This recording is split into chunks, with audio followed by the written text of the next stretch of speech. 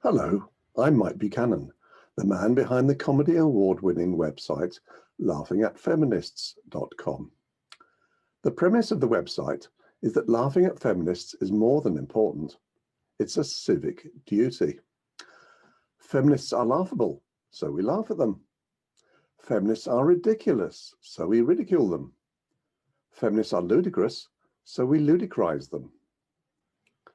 I'm about to make a historic offer directly to the American people on behalf of Great Britain, Boris Johnson, the Prime Minister, a good friend for many, many years.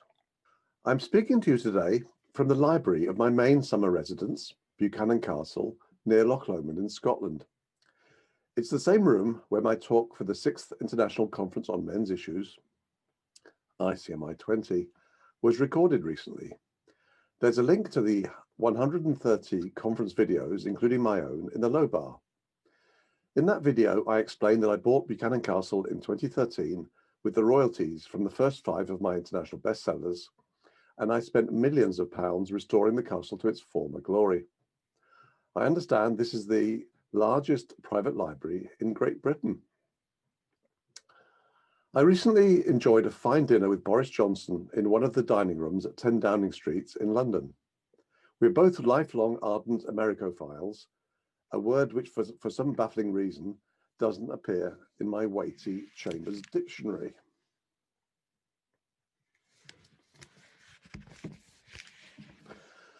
Out of the blue, Boris asked me if I knew why Great Britain was so called. I told him I had always assumed it was simply because Britain is demonstrably great. He laughed and said that's true, of course, then explained it could be traced back to the Greco-Egyptian scientist Claudius Ptolemy. The P is silent, as in a swimming pool. Ptolemy referred to the largest island off the northern coast of France as Great Britain, and to the small island, confusionally called Ireland, as Little Britain, in his work Almagest. In 1783, the American War of Independence was over, officially ended in the Treaty of Paris that year. We didn't have our best troops in America during that war, a little known fact to this day, because feminist historians have conspired to keep it out of the history books ever since. Half of our soldiers in that war were women, as a result of the Military Gender Parity Act of 1751. A letter dated the 4th of April, 1777, from General Ivor Biggin to the British government survives and is on display in the Great British Museum in London. He described all the female soldiers as utterly crap. You hardly need me to tell you that, of course, those women played a key role in Great Britain losing the war. Now, in case you might harbour a doubt that half of the British troops in that war were women, I shall now put on the screen one of the few surviving photographs of some of them taken during the bitter winter of 1776-7. The officer on the left, Captain Dotty Harper, widely referred to by the male troops as Hottie Harper, later chipped a fingernail while cleaning her musket and had to return to Great Britain for treatment. She never returned to the war, conveniently becoming pregnant soon after her return to the old country. Our best troops, all of them men, obviously, were engaged at the time in yet another war against the French, who historically have never accepted the Great British ruling over them. What on earth is wrong with them? Please, no emails telling me what's wrong with the French. I'm a Francophile, despite the French all being commies, and I don't want to be hounded out of my clifftop villa on the French Riviera, my main winter residence. Sorry about this. Hello, anti-feminist hotline.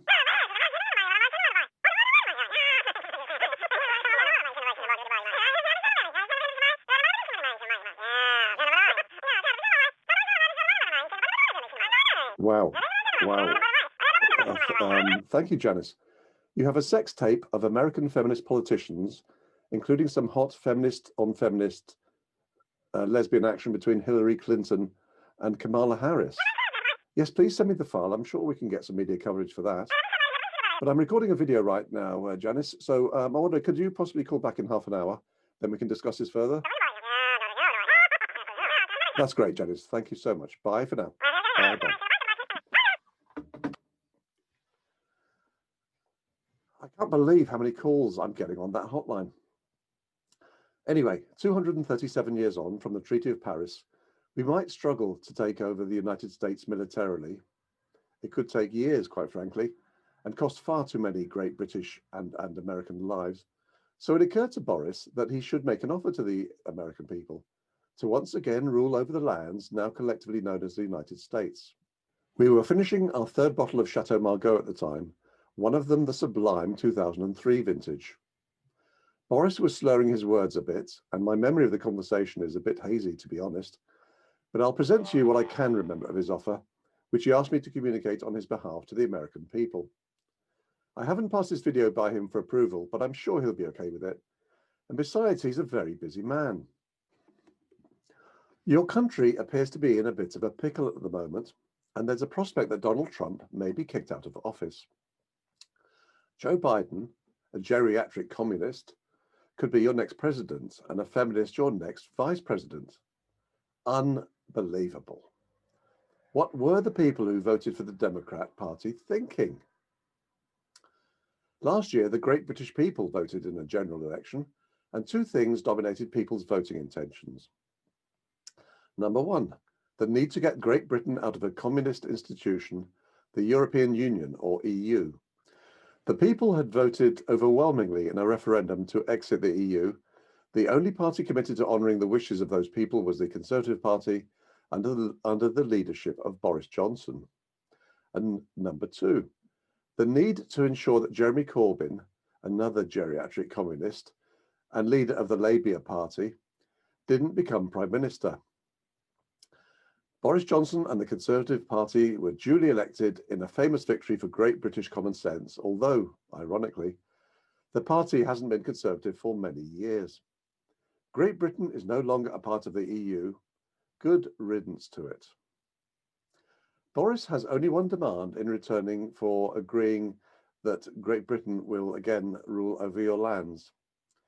He asks that henceforth you start speaking and writing English as opposed to American English. A few examples should illustrate the changes he has in mind.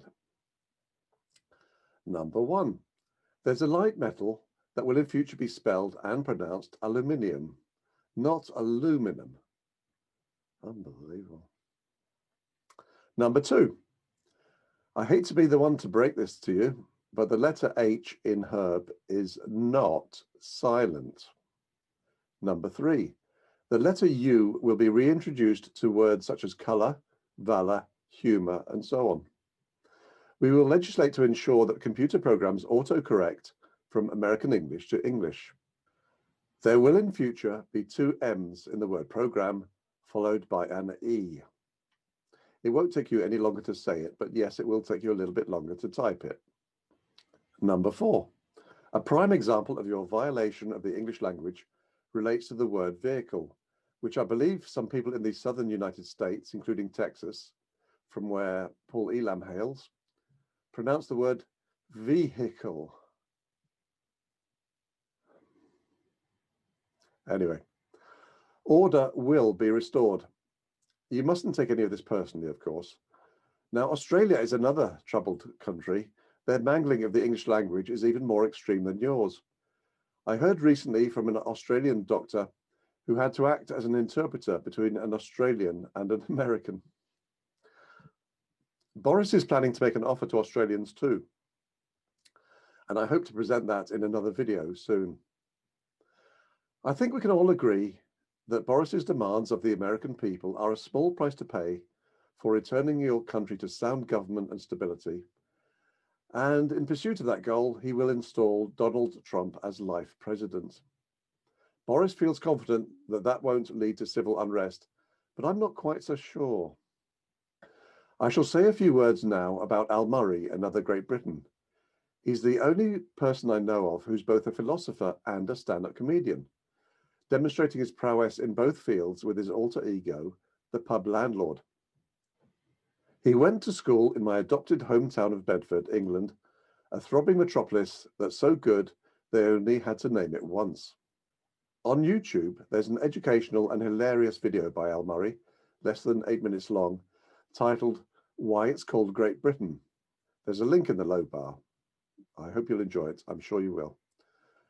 And finally, I already host a 90-minute long men-only meeting for Regarding Men, that's regardingmen.com, at 2 p.m. GMT on Sundays. Starting on Sunday, the 6th of December, I'll be hosting another meeting for Regarding Men at 5 p.m. GMT. The group will concern itself with the creation and enjoyment of humorous content in all its varieties, and I hope to see you there. Bye for now.